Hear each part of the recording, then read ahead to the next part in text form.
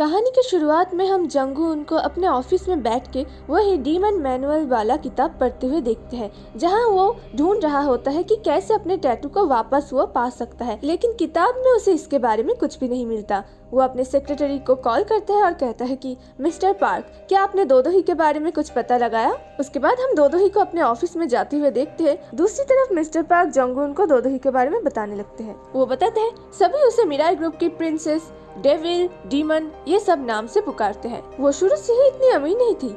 उसके पिता एक इंजीनियर थे और माँ एक ब्यूटी सैलून में काम करती थी। 17 साल की उम्र में उसके जन्मदिन के दिन ही एक कार एक्सीडेंट में उसके माता पिता गुजर गए। तभी मिराई ग्रुप की चेयरवुमन जू उसे गोद लेती है। मैडम जू असल में मिराई इलेक्ट्रॉनिक्स की को-फाउंडर भी है, जहाँ उसके पिताजी काम करते थे। दोदोही शुरू से ही बहुत मेहनती थी। वो स्कूल कॉलेज टॉप करती थी और हर चीज में आगे रहती थी। दोदोही ने कॉलेज के शुरुआती दिनों में ही एक डेजर्ट कंपनी चालू की थी, जो 7 सालों में सक्सेस छूली, जो आगे चल के मिराई ग्रुप से जुड़ गई और अभी के तौर पे मिराई F&B के नाम से जानी जाती है। दूसरी तरफ हम दोदोही को अपने एम्प्लॉयज को बताते हुए देखते हैं। वो कहती है एक फेक न्यूज की वजह से हमारी कंपनी की स्टॉक्स इतने नीचे आ गए और हमें 260 बिलियन वॉन का घाटा भी हो गया। जल्दी से जल्दी कुछ करो और ये सब ठीक करो, बाकी मैं एक एक करके सब कुछ संभाल लूंगी। तभी दोदोही की सेक्रेटरी मिस सिन वहाँ आती है और उसे कहती है कि मुझे सुआन की शेड्यूल के बारे में पता चल गया है। फिर सीन चेंज होता है जंगून के ऑफिस में, जहाँ उसका सेक्रेटरी बताता है कि दोदोही की बिजी शेड्यूल की वजह से उसका कोई भी रिलेशनशिप नहीं टिका है। फिर हम दोदोही और मिस सिन को दोदोही के ऑफिस में देखते हैं, जहाँ दोदोही कहती है मैं सुआन से मिलने अकेली ही जाऊंगी। मिस सिन कहती है मैं आपको वहाँ अकेले नहीं जाने दे सकती, पिछली बार भी आप पर अटैक हो गया था। दोदोही कहती है उसमें तुम्हारी कोई गलती नहीं थी, मैं बस उस दिन अनलकी थी और मैं कमजोर नहीं पड़ना चाहती। कमजोरों की तरह दूसरों को दोष देना मेरी फितरत नहीं है। दूसरी तरफ हम जंगून को देखते हैं। उसका सेक्रेटरी पूछता है तो अब आप क्या करेंगे? जंगून कहता है वही जिसमें मैं बहुत ही बेहतरीन हूँ। दूसरी तरफ हम सुआन को देखते हैं, जो एक ड्रेस के शॉप पे ड्रेस ट्राई कर रही होती है। वो अपने सेक्रेटरी से पूछती है मिराई F&B ग्रुप की हालत तो काफी खराब हो गई है ना, एक फेक न्यूज की वजह से। बेचारी दोदोही, मैंने बस एक फेक न्यूज फैलाई और देखो उसकी हालत क्या हो गई। मुझे शायद फूल लेके उसके पास दिलासा देने के लिए जाना चाहिए। तभी दोदोही पीछे से कहती है इसकी कोई जरूरत नहीं है। वो दोनों चौंक जाते हैं कि दोदोही कब उनके पीछे आके बैठ गई, उन्हें पता ही नहीं चला और उनकी सारी बातें दोदोही ने सुन भी ली थी। सुआन कहती है तुम यहाँ क्या कर रही हो? दोदोही कहती है शॉपिंग करने आई हूँ और क्या। मिराई अप्रैल ग्रुप की CEO हो ना तुम, और फैशन के बारे में जरा सा भी सेंस नहीं। उसके बाद सुआन अपनी सेक्रेटरी को बाहर भेज देती है। तब दोदोही कहती है स्टॉक प्राइस गिर जाए तो उन्हें उठा सकते हैं, लेकिन अगर तुम्हारी प्राइवेट लाइफ पब्लिक हो जाए तो उसका कुछ नहीं हो सकता। सुआन कहती है आखिर तुम कहना क्या चाहती हो? दोदोही उसे कुछ तस्वीर दिखाती है, जहाँ वो कार में किसी को किस कर रही होती है। सुआन ये देख के चौंक जाती है और कहती है तुम्हें ये सब कहाँ से मिला? दोदोही कहती है मैंने बस कुछ ज्यादा पैसे खर्च किए। तभी जंगून दोदोही को कॉल करता है और कहता है कि मुझे कुछ ठीक नहीं लग रहा है, लगता है मेरा तबीयत बिगड़ गया है। दोदोही कहती है मैंने तो देखा था तुम बिल्कुल ठीक हो गए। जंगून कहता है अगर ऐसी बात है तो मुझसे मिलने क्यों नहीं आ जाती, मैं तुम्हारा इंतजार करूंगा, आ जाना। कॉल काट के दोदोही सुआन को कहती है अगर ये सारी तस्वीर मैंने पब्लिक कर दी ना तो सोच रहे हो ना क्या होगा? तुम्हारी कंपनी की स्टॉक प्राइस तो पाताल में चली जाएगी, उसके साथ साथ तुम्हारी रेपुटेशन भी, जिसे तुम कभी नहीं उठा पाओगी। और मैडम जू को ये बात पता चली तो क्या होगा पता है ना? सुआन कहती है खबरदार उनको कुछ भी मत बताना। दोदोही कहती है अगर तुम इस राज को राज ही रखना चाहती हो तो तुमने जो रायता फैलाया है, ये सब फेक न्यूज वगैरह, ये सब जल्द से जल्द निपटाओ, समझी? उसके बाद दोदोही वहाँ से चली जाती है। उसके बाद सीन चेंज होता है मैडम जू की तरफ, जहाँ वो चर्च जाती है फादर से कुछ कन्फेस करने। फादर कहते हैं उसने तुम्हें माफी नहीं दी, इसलिए तुम्हारा दिमाग वही सारी चीजें बार बार सोच सोच के तुम्हारी जिंदगी को नरक बना रहा है। तो बेहतर यही है तुम सच्चाई का सामना करो और अपने आप को इस नरक से मुक्त कर दो। उसके बाद हम फ्लैशबैक में देखते हैं मैडम जू दोदोही के माता पिता के जहाँ एक्सीडेंट हुआ था उस रात वहीं पे थी। एक्सीडेंट की वजह से उनका कार पलट गया था। मैडम जू वहीं पे खड़ी थी। अचानक से कार का ब्लास्ट होता है और वो दूर आके गिरती है, जिसकी वजह से उनका एक टांग हमेशा के लिए फ्रैक्चर हो जाता है। उसके बाद सीन चेंज होता है जंगून के सेक्रेटरी की तरफ, जहां वो उसी ऑफिस में बैठ के सोच रहा होता है कि जंगून कैसे दोदोही को हैंडल करेगा।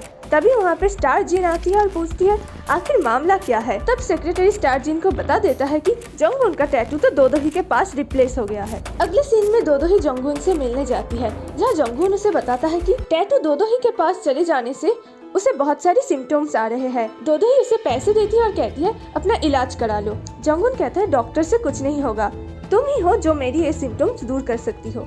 उसके बाद जंगून दोदोही को कार में बैठाता है और कार से उसे कहीं ले जाने लगता है। जंगून दोदोही से कहती है अपना हाथ दो। दोदोही को लग रहा होता है कि जंगून उससे फ्लर्ट कर रहा है। वो अपना दाहिना हाथ उसे देता है। जंगून कहता है ये वाला नहीं जिसमें टैटू है वो। दोदोही अपना हाथ देती है। जंगून टैटू की शक्तियों का इस्तेमाल करता है और गाड़ी को तेजी से भगा के उसी बॉक्सर के पास जाता है, जिसको हमने पिछले एपिसोड में देखा था। जंगून के साथ उसने सोल कॉन्ट्रैक्ट किया था, बट जंगून के पास अपनी शक्तियां ना होने के कारण वो उसका सोल कलेक्ट नहीं कर पाया था। लेकिन इस बार जंगून दोदोही का हाथ थामे उसका सोल कलेक्ट कर लेता है और तेजी से गाड़ी घुमा के वहाँ से चला जाता है। दोदोही कुछ भी समझ नहीं पाती। वो कहती इतने सारे लोग कौन थे? जंगून कहता है वो मेरे दोस्त थे। उसके बाद जंगून दोदोही को नदी के किनारे ले जाता है। दोदोही को लग रहा था कि जंगून उसे डेट पे लेके आया है। जंगून कहते हैं कुछ देर के लिए अपनी सांसें रोकोगी। दोदोही को लग रहा है वो शायद उसे किस करने वाला है, लेकिन जंगून दोदोही को नदी में फेंक देता है। दोदोही काफी घबरा जाती है और नदी के अंदर छटपटाने लगती है, लेकिन जंगून ने दोदोही को पानी के नीचे पकड़ के रखा था।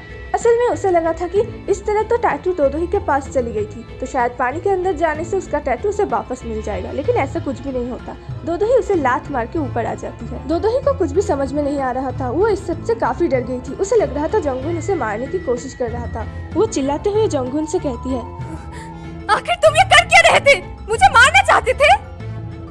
शांत हो जाओ। तुम्हें पता भी है आज मैं कितनी बार मरते मरते बची हूँ और तुम्हारी वजह से मैं दोबारा मरने चली थी। आखिर तुमने ऐसा क्यों किया? जंगून कहता है मैं कुछ चेक करना चाहता था। दोदोही कहती है तो तुम मुझे पहले नहीं बता सकते थे। वो गुस्से में कार से जाके पैसे ले आती है और जंगून उनके मुंह पर फेंकती है और कहती है दफा हो जाओ। ये कहते वो वहाँ से चली जाती है। जंगून कार में जाके बैठता है। उसका सेक्रेटरी तभी वहाँ पे आ जाता है। जंगून कहते हैं तुम यहाँ क्या कर रही हो? उसका सेक्रेटरी कहता है मैं दोदोही पे नजर रख रहा था, लेकिन आपने तो कहा था टैटू वापस लेना है दोदोही से, आप तो यहाँ उसके साथ डुबकी लगा के आ गए। जंगून कहता है अपनी बकवास अपने पास रख। दूसरी तरफ हम दोदोही को टैक्सी से घर जाते हुए देखते हैं। फिर सीन चेंज होता है मिस्टर चा के ऊपर, जो मिराई ग्रुप के फाइनेंशियल टीम के हेड है। वो वॉशरूम में थे। उन्होंने ही कुछ देर पहले दोदोही को कॉल करके बताया था कि मेरे पास कुछ ऐसा इन्फॉर्मेशन है जो आपको मिराई ग्रुप के चेयरमैन बना सकता है। हम देखते हैं वहाँ कोई अनजान शख्स आके उसे जान से मार देता है और उसका फोन कलेक्ट कर लेता है और एक लॉकर में जाके रख देता है।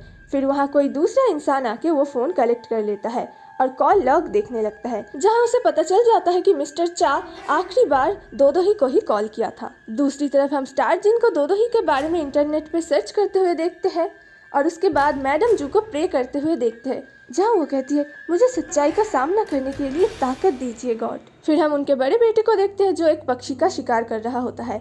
फिर सीन चेंज होता है सुआन की तरफ, जो फोन में किसी से झगड़ रही थी। वो कहती है जल्द से जल्द जो फेक न्यूज छापा है उसे मिटा दो, लेकिन पब्लिशर्स मान नहीं रहे थे तो सुआन को बहुत ही गुस्सा आ रहा था। उसके बाद वो फोन रख देती है और गुस्से में कहती है ये सब कुछ दोदोही की वजह से हो रहा है, मैं उसे जिंदा नहीं छोड़ूंगी। दूसरी तरफ हम दोदोही को देखते हैं जो घर जा रही थी। वो रोड क्रॉस कर रही होती है, तभी वो देखती है कि न्यूज में बता रहे होते हैं कि मिराई ग्रुप की फाइनेंशियल टीम की हेड की लाश एक पब्लिक बाथरूम में लटकते हुए मिली है। दोदोही समझ जाती है कि किसी ने उनका मर्डर कर दिया है। तभी अचानक से एक बाइकर आके दोदोही पे एसिड फेंक देता है, लेकिन तभी अचानक से वहाँ जंगून आके दोदोही को बचा लेता है। लेकिन जंगून दोदोही का टैटू वाला हाथ पकड़ रखा था, इसलिए उसे भी कुछ नहीं होता और ये एपिसोड यहीं पे खत्म होता है। उम्मीद करते हैं कि आपको आज का एपिसोड पसंद आया होगा। कमेंट्स में मुझे बताइए कि आपका आज का एपिसोड कैसे लगा और आपको कोई दूसरा ड्रामे का एक्सप्लेनेशन चाहिए तो वो भी मुझे आप कमेंट्स में बता सकते हैं। अगर आप मेरी एक्सप्लेनेशन सुनते हैं तो आप जानते होंगे मैं नॉर्मल तरीके से एक्सप्लेन नहीं करती हूँ, मैं उसे डब करने की भी कोशिश करती हूँ। तो अगर आपको इसी तरीके का एक्सप्लेनेशन सुनना है तो मुझे कमेंट्स में बताइए, तो मेरा जो नेक्स्ट एक्सप्लेनेशन वीडियो होगा मैं उसे और अच्छे तरीके से ऐसे डबिंग स्टाइल में एक्सप्लेन करने की कोशिश करूँगी। तो मैं मिलती हूँ अगले वीडियो में। बाय।